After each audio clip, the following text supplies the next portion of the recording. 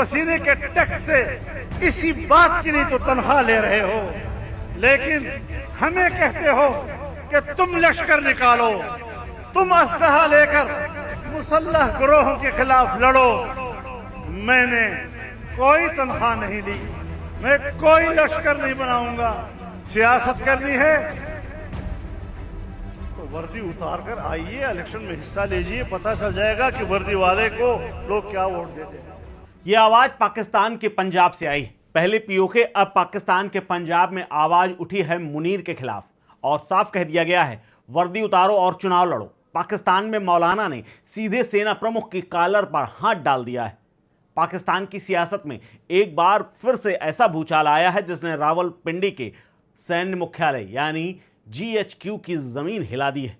अमूमन पाकिस्तान में सेना प्रमुख के खिलाफ बोलने की हिम्मत बड़े बड़े सूरमा नहीं कर पाते हैं, लेकिन इस बार सीधे मौलाना फजलुर रहमान ने सेना प्रमुख जनरल असीम मुनीर के खिलाफ मोर्चा खोल दिया है। मौलाना ने बंद कमरों में नहीं बल्कि एक भरी जनसभा में तमाम जनता के सामने जनरल मुनीर को खुली चुनौती दे डाली है। अगर उन्हें अपनी ताकत और लोकप्रियता का इतना घमंड, इतना गुमान है तो वर्दी उतारें और नई सियासी पार्टी बना करके आम चुनाव में उतर करके अपनी ताकत दिखा दें। इस तल्ख और बेहद आक्रामक बयान के बाद पाकिस्तान की राजनीति हिली हुई है और सरकार तक हिल चुकी है।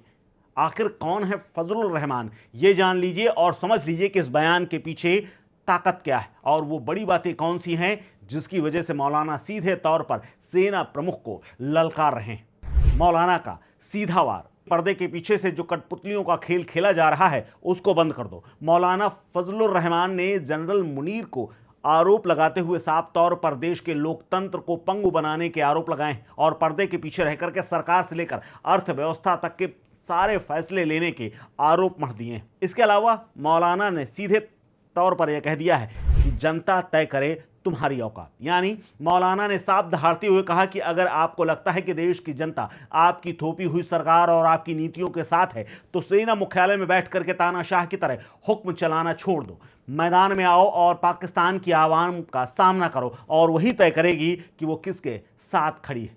मौलाना ने एक और आरोप लगाया। मौलाना ने कहा कि जनादेश की चोरी की गई है। उन्होंने साफ लफ्जों में कह दिया कि मुनीर के राज में विपक्षी दलों को कुचला जा रहा है, मीडिया की जुबान को ताले लगाए जा रहे हैं, सरकारी तंत्र का इस्तेमाल करके फर्जी जनादेश तैयार किया जा रहा है। मौलाना ने बलूचिस्तान का मुद्दा भी उठाया और कहा कि वो दमन का क्षेत्र नहीं है, दमन के क्षेत्र जीते जाते हैं।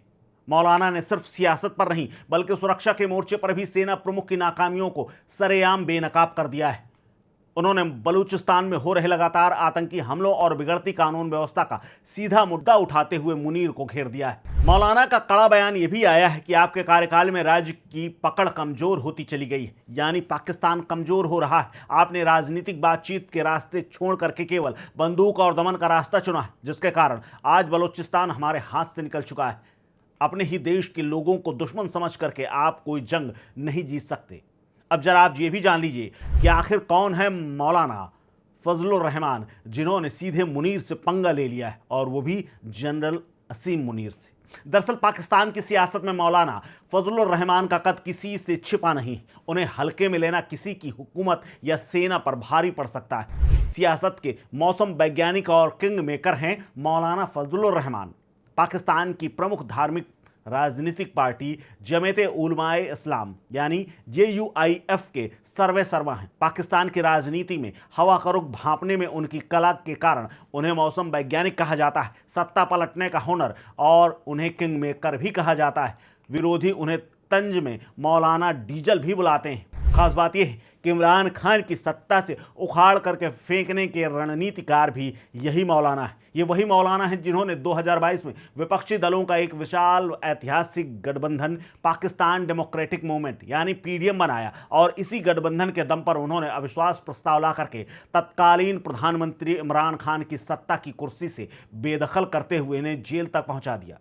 इसके अलावा अगर उनके अनुभव की बात करें तो 1988 से 2018 तक लगातार कई बार पाकिस्तान की संसद यानी नेशनल असेंबली के सदस्य रहे। 2004 से 2007 तक संसद के नेता प्रतिपक्ष यानी लीडर ऑफ ऑपोजिशन रहे और बड़ी भूमिका में रहे। तालिबान के साथ भी इनका सीधा कनेक्शन है। वैचारिक रूप से बेहद कट्टरपंथी माने जाने वाले मौलाना फजलुर रहमान को अफगानिस्तान और तालिबान सरकार का खुला समर्थक माना जाता है। उनके मदरसों के नेटवर्क से निकले हजारों छात्र तालिबान आंदोलन का हिस्सा रहे, जिसके कारण अफगानिस्तान के सत्ताधारियों के साथ उनके बेहद गहरी और निजी संबंध तक है। अब बड़ा सवाल यह है कि आखिरकार मौलाना की ललकार के बाद पाकिस्तान की सेना अब क्या करेगी। पाकिस्तान के इतिहास को अगर खंगाल कर देखें तो जिसमें वहां की सेना और आईएसआई के खिलाफ आवाज उठाने की जिसने भी हिमाकत की है, उसके ऊपर देशद्रोह के मुकदमों और जेल की सलाखों के पीछे ही उसे अपना जीवन नसीब हुआ है।